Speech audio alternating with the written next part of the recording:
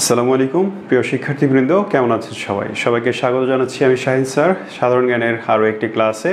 আজকে আমরা গুরুত্বপূর্ণ আরও একটি টপিক নিয়ে কথা বলবো। আমরা এর আগের ক্লাসে দেখেছিলাম ইউরোপের কয়েকটা অঞ্চল নিয়ে আমরা পড়াশোনা করেছিলাম। একটা হচ্ছে স্ক্যান্ডিনেভিয়ান অঞ্চল, একটা হচ্ছে নর্ডিক, একটা হচ্ছে বাল্টিক রাষ্ট্র। তিনটি অঞ্চল নিয়ে কথা বলেছিলাম এবং আজকের ক্লাসে ইউরোপের আরও বিশেষ দুইটি অঞ্চল নিয়ে কথা বলবো যেখান থেকে চাকরির পরীক্ষায় প্রায় প্রশ্ন এসে থাকে। তাহলে চলুন দেরি না করে শুরু করে দিই আজকে আমাদের ক্লাস ইউরোপের বিশেষ অঞ্চল এবং ক্লাস 2, যেখানে আমরা প্রথমেই দেখব বলকান অঞ্চল এবং এর পরে আমরা ককেশাস অঞ্চল দেখব। আজকে মূলত এই দুইটি নিয়েই আমরা আলোচনা করব। তাহলে শুরু করি। দেখেন, বলকান এটা দক্ষিণ পূর্ব ইউরোপে অবস্থিত। প্রথমে আমরা একটু জেনে নিই বলকান মানে কি। বলকান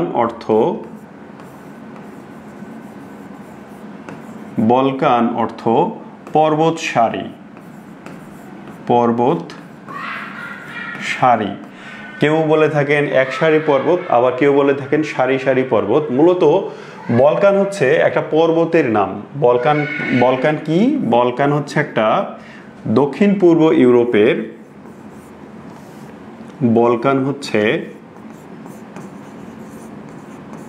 দক্ষিণ পূর্ব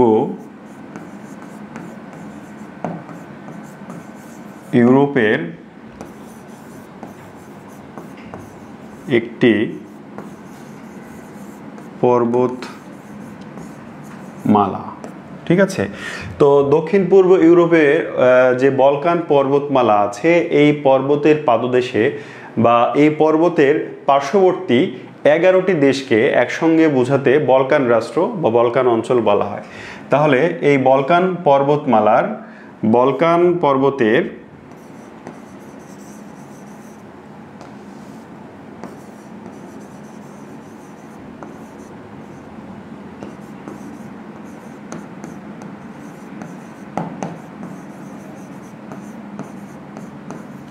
পাদদেশে অবস্থিত 11টি রাষ্ট্রকে একসাথে বলা হয়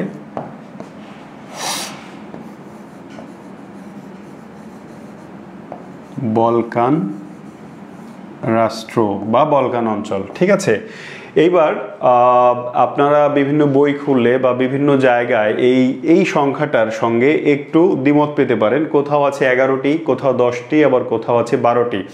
তবে সর্বাধিক গ্রহণযোগ্য তথ্য হচ্ছে 11টি। বলকান অঞ্চল বলতে 11টি রাষ্ট্রকে বোঝায়। কোন অঞ্চলের?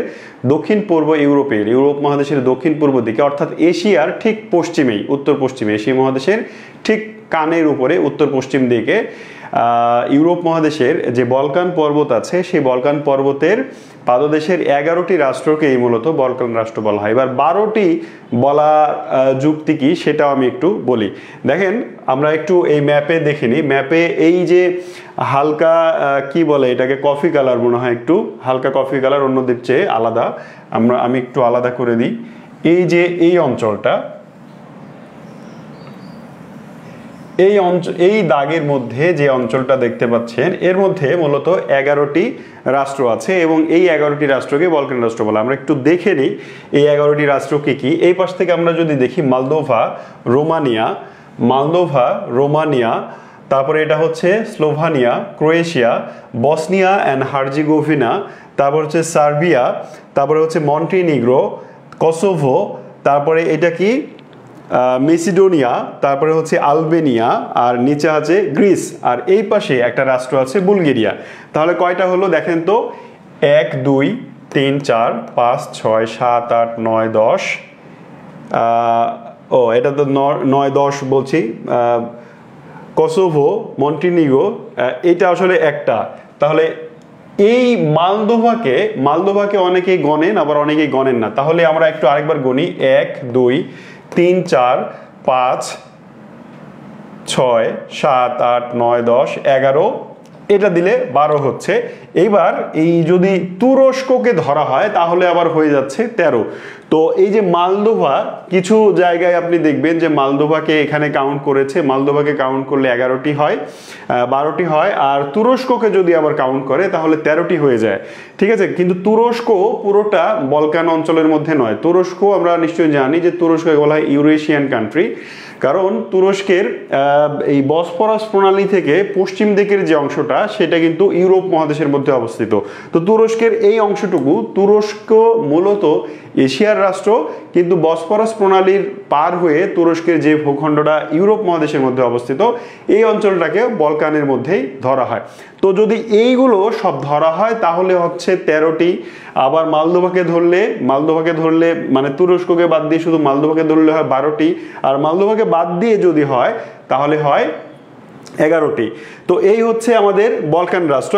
এবার আমরা অ্যাকচুয়ালি মানে বলকান রাষ্ট্র কাকে কাকে বলা হয় সেটার একটা লিস্ট দেখে নেব। এই যে বলকান রাষ্ট্রর লিস্ট, এখানে কি কি আছে?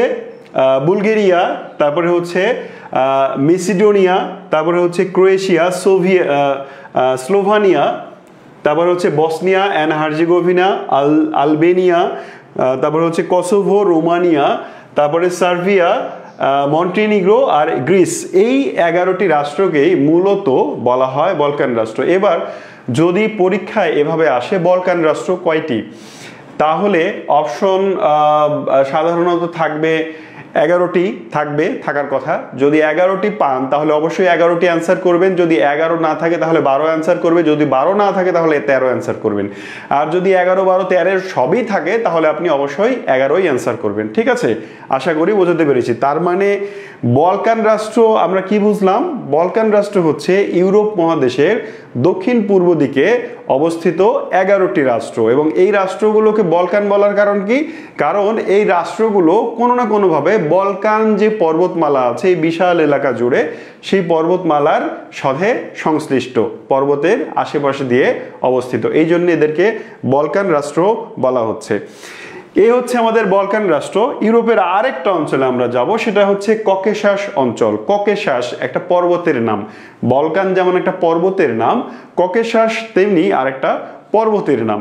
তো এশিয়া মহাদেশ থেকে একটু উত্তরের দিকে গেলে, মানে মধ্য এশিয়া যে আছে, কাজাকিস্তান, উজবেকিস্তান, হ্যাঁ, এই জায়গার থেকে আরেকটু উপর দিকে ইরান, এখান থেকে উপর দিকে উঠলে এশিয়া এবং ইউরোপকে বিভক্তকারী একটা পর্বত আছে যার নাম হচ্ছে এই যে ককেশাস পর্বত। এই পর্বতের নাম কি? ককেশাস। এই পর্বতের বিস্তৃতিটা নিশ্চয়ই দেখতে পাচ্ছেন, এইটা হচ্ছে ককেশাস পর্বত এর বিস্তার।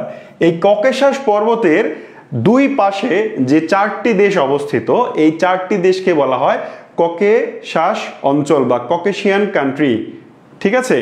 তাহলে কোন কোন দেশ আমরা দেখি। এই পাশে 1 নম্বরে অবস্থান করছে রাশিয়া, 2 নম্বরে এই পাশে অবস্থান করছে জর্জিয়া, 3 নম্বর আছে আর্মেনিয়া, এবং 4 নম্বর হচ্ছে আজারবাইজান। নিচে ইরান এবং তুরস্ক যে দেখতে পাচ্ছেন, এগুলো কিন্তু ককেশাসীয় রাষ্ট্র নয়। ককেশাসীয় রাষ্ট্র তাহলে কয়টি? 4টি, আর্মেনিয়া, আজারবাইজান, তারপরে হচ্ছে জর্জিয়া আর হচ্ছে রাশিয়া, ঠিক আছে। এই 4টা রাষ্ট্রকে একসাথে বলা হয় ককেশাসিয়ান রাষ্ট্র। এখন এখানে আরেকটা বিষয়, সেটা হচ্ছে এই যে ককেশাস পর্বত, এই ককেশাস পর্বত কিন্তু ইউরোপে অনেকগুলো পর্বত আছে, যেমন উরাল পর্বত আছে। আরেকটা কথা বলি, 2টি পর্বত দ্বারা ইউরোপ এবং এশিয়া 2 ভাগে বিভক্ত হয়েছে। রাশিয়াতেই অবস্থিত 2টি পর্বতেই, রাশিয়া একটা হচ্ছে রাশিয়ার একবারে ভেতরেই অবস্থিত যেটার নাম উরাল পর্বত, আর আরেকটা হচ্ছে রাশিয়ার দক্ষিণ দিকে অবস্থিত যেটা রাশিয়া জর্জিয়ার সীমানা নির্ধারণ করেছে। রাশিয়া জর্জিয়া, রাশিয়া আজারবাইজানের সীমানা নির্ধারণ করেছে। এইটা কিন্তু একই সাথে এশিয়া এবং ইউরোপেরও সীমানা নির্ধারণ করা হয়েছে। তবে এবার আপনার মনে প্রশ্ন হতে পারে যে স্যার তাহলে জর্জিয়া, আর্মেনিয়া, আজারবাইজান এগুলো কি এশিয়ান কান্ট্রি? না, এগুলো ইউরোপিয়ান কান্ট্রি ধরা হয়। তবে এই যে ককেশাস পর্বত বলতে আমি জাস্ট যতটুকু দাগালাম এতটুকুর মধ্যেই সীমাবদ্ধ নয়, দেখেন এইখানেও কিন্তু আরেকটা অংশ আছে ককেশাস পর্বতের। তো ককেশাস পর্বত মূলত এশিয়া এবং ইউরোপ মহাদেশের সীমানা নির্ধারণ করে। আর ককেশাস পর্বতের যে মাউন্ট এলব্রুস ককেশাস পর্বতের মাউন্ট